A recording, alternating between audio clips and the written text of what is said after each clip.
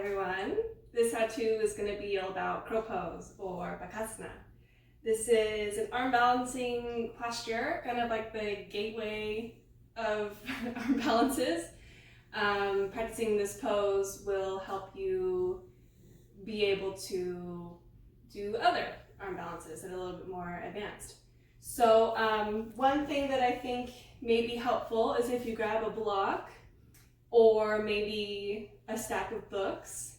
As well, when I first started practicing this pose, I always like to place a pillow at the head of my mat because face plants do happen and they'll be less painful if there's a pillow there to catch you. So in crow pose, core is major, right? So before attempting this pose, make sure you're warming up your core. This is also a nice hip opening position. It also helps to strengthen your upper body, so your upper back, shoulders, arms, and even your wrists. So I would do maybe some wrist circles, warming up your wrists, maybe do some planks, some chaturangas, really warm yourself up before attempting this. So some things to remember. Your hands should always be shoulder width distance apart. So it's the same as in downward facing dog, same hand position. Really, what our arms are doing is the exact same as what they're doing in chaturanga. So the shoulders should be in line with your elbows in the variation that we're going to be doing. Eventually, you can work up to straightening your arms to be in crane with arms straight. But we'll start with elbows in line with shoulders, wrists in line with elbows. So let's start. Why I said to grab a block, this can just be nice to start with your feet a little bit higher. So if you have a block or some books, step up on it. If you don't, no worries, you don't need it. Spread your fingers really nice and wide and place them shoulder width distance apart. And really remember to press down into your knuckle pads and grip the floor with your fingertips. So much that your fingertips turn a little bit white. So you're really grabbing the floor. Core, like I said, activate the core. So hug the belly button in towards your spine. Reach your knees, walk them up as high as they'll go, close up to your armpits. Rise up high into your tippy toes. And to start, we'll just begin to slowly shift the weight into the hands. You can just rock back and forth. Remember to draw the shoulders away from your ears and think forward with your chest. So a lot of times the tendency when someone first tries this position is that they really are thinking down, and when you think down, you're gonna go down. So instead, think forward with your heart. So hands on the ground, knees up high, close to the armpits.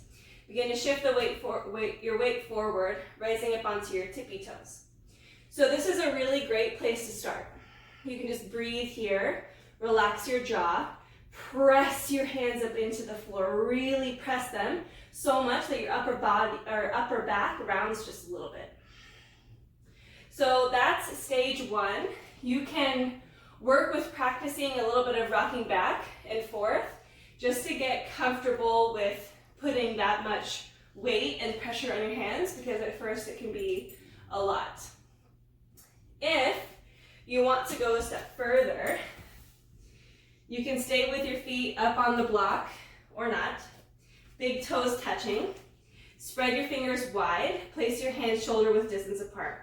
Draw your shoulder blades away from your ears and hug your belly button in towards your spine. Then begin to lift your hips up as you shift your weight forward. You can stay here or lift one toe, one single toe, one foot up off of the floor at a time, and you can just go back and forth. And then come back take a break when you need to. If you feel like it's a lot with your knees digging maybe into your arms, that'll be normal to start.